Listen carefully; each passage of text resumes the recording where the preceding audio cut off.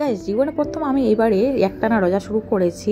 তো রোজা করতে গিয়ে শরীরের অবস্থা তো পুরো 12টা বেজে গেছে, তবু নেট করেছি যে প্রতিটা মানে রোজাই করার।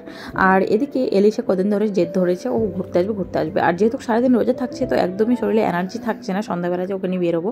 তো যেহেতু খুব কান্নাকাটি করছিল, আর আজকে আমি তাই ভাবলাম যে চলো সবাইকে নিয়ে যাই।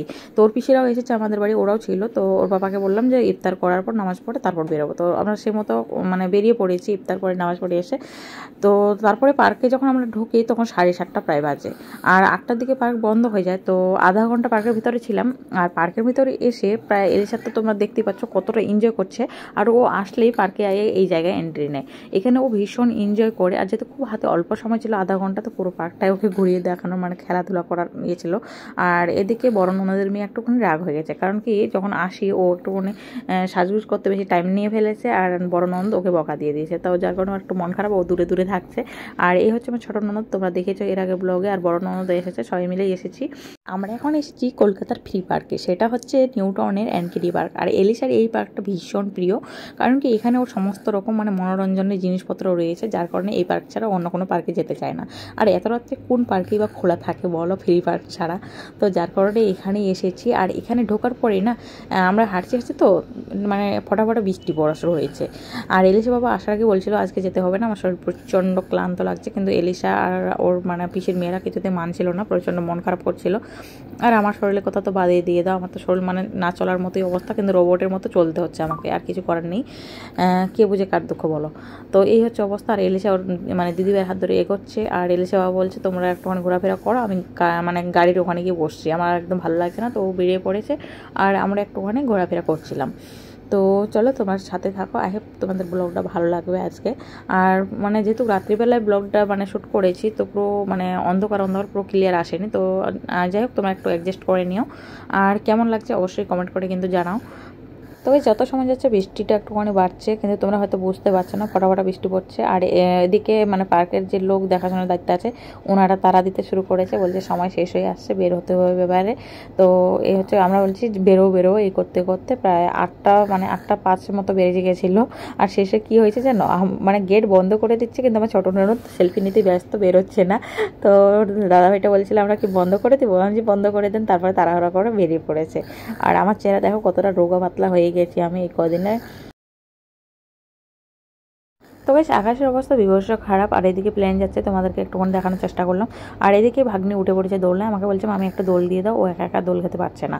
তো ওকে এখন দোল দিয়ে দিলাম। আর এলিশা ওইদিকে দোলনায় উঠেছে, তো ওখান থেকে নামেনি, ওখানে রয়েছে, ওর পিসিরাও রয়েছে ওইদিকে। আর এবারে আমাদের বেরিয়ে পড়তে হবে, দাদা ভাইটা বারবার করে তাড়া দিচ্ছে। আর এলিশার বাবা বাইরে থেকে মানে চিৎকার করছে যে বেরো বেরো, বৃষ্টি পড়ছে। তো চলো এবার বেরিয়ে পড়বো। আর বাড়ি গিয়ে না রান্না করতে হবে। জাস্ট আমরা ইফতার করেই চলে এসেছি, রান্নাবাড়ি সেরকম অনেক কিছুই করা হয়নি রান্নাবাড়ি। তো এখন গিয়ে রান্না করব, প্রচুর চাপ আছে। আর এমনি থেকে আজকে প্রচণ্ড মাথা যন্ত্রণা শুরু হয়ে গেছে। তো মানে আমি ইফতার করার পর একটুখানি রেস্ট করি বাড়িতে বসে, তো আজকে যেহেতু রেস্টটা করা হলো না, তো একটু অনেক মানে বলতে পারো যে মাথাটা প্রচণ্ডই ব্যথা শুরু হয়ে গেছে। তো কিছু করার নেই, এখন বাড়ি গিয়ে রান্না করতে হবে, নামাজ পড়তে হবে, প্রচুর কাজ রয়েছে। আর ভাগ্নে দিকে দেখো এখানে ছাতা ব্যাঙ্গে ছাতাগুলোর ওখানে লুকিয়ে পড়ছে। আর ফাইনালি আমরা বেরিয়ে পড়েছি, এলিশা চলে এসেছে এখানে ফুচকা আইসক্রিম খাওয়ার জন্য। আমি বললাম আইসক্রিম খেতে হবে না, বৃষ্টি পড়ছে। তো না, ও কোনো কথা শুনছে না। আর এইদিকে বৃষ্টি পড়ছে, আমরা বৃষ্টির মধ্যে ভিজে ভিজে ফুচকা খেতে চলে এসেছি। তো হালকা হালকা যেহেতু বৃষ্টি পড়ছে, তো এখনও মানে সেরকম কোনো ইয়ে হচ্ছে না। আর এলিশার বাবা দেখতে পাচ্ছ শার্ট কিন্তু ফটাফটা ভিজেই গেছে, বুঝতে পারছো তাহলে কিরকম বৃষ্টি হচ্ছে। তো এলিশার বাবা আমাকে জিজ্ঞেস করছে দই ফুচকা খাবে না জল ফুচকা খাবে। তো আমি বললাম আমি জল ফুচকাটা খাবো না, কারণ এখানকার জল ফুচকাটা আমার একদম ভালো লাগে না, একদম বাজে খেতে। তো দই ফুচকাটাই ভালো বানায়, তো দই ফুচকাটা এখানে আসলে আমি খাই সবসময়। তো ওদিকে ভাগ্নিরা ননদরা ওরা জল ফুচকা খেলো, এলিশা একটা শুকনো ফুচকা নিয়েছে। আর এলিশা এখানে আসলে একটা করে শুকনো ফুচকা হাতে ধরিয়ে দেখে প্রথমে দাদাভাইটা, তো শুকনো ফুচকা খাচ্ছে। আর সবার জন্য দই ফুচকা অর্ডার করা হচ্ছে। আর এদিকে যেহেতু একটু এখন বৃষ্টিটা বেড়ে যাচ্ছে, তো আমার চুলটা ভিজে যাচ্ছে, যার কারণে স্কার্ফটা মাথায় জড়িয়ে নিলাম। আর এর মধ্যে ছোটো ননদ একটুখানি রেগে গেছে, বলছে আমার মানে সেলফি কেউ তুলে দিচ্ছে না, ওকে সেলফি তুলে দেওয়া হলো না ঠিকভাবে পার্কের ভিতরে। যেহেতু সময় নেই, তো কোথায় আর মানে বেশি সেলফি তোলা হবে বলো এইটুকু টাইমের মধ্যে। আর এদিকে ফুচকাগুলো প্রায় আমাদের রেডি হয়ে আসছে। তো চলো এখন চটপট খেয়ে দিয়ে এখান থেকে বেরিয়ে পড়বো, বেশিক্ষণ আর কোথাও দাঁড়াবো না। আর এই যে দেখো আমাদের দই ফুচকা রেডি করছে। আর এলিশা তো মানে ভীষণ ব্যস্ত হয়ে পড়েছে যে কখন ও আইসক্রিম খেতে পারবে। তো এই যে চলে আসছে দই ফুচকা, আর আমারটা এখনও দেয়নি, আমারটা দিচ্ছে। গাইস কোনো রকমে খালি ফুচকাটা খাওয়া শুরু করেছি, আর তার মধ্যে মানে বৃষ্টিটা বেড়ে গেছে, তো তাড়াতাড়ি করে গাড়িতে উঠে পড়েছিলাম সবাই মিলে। আর গাড়িতে উঠেই বাকি খাওয়াটা কমপ্লিট করেছি। ওখান থেকে আইসক্রিম গাড়ির ভিতর থেকে মানে আইসক্রিমগুলো নিয়েছি, আর নিয়ে তাড়াতাড়ি করে ওখান থেকে বেরিয়ে পড়েছি। আর তোমরা এখন বুঝতেই পারছো কত পরিমাণ মানে বৃষ্টিটা বেড়ে গেছে। আর আমার সব থেকে এখন বেশি চিন্তা হচ্ছে বাড়ি গিয়ে রান্নাটা কী করে করবো, কারণ আমাদের ওই জায়গায় যখনই বৃষ্টি শুরু হয় তখনই না কারেন্ট লোডশেডিং হয়ে যায়।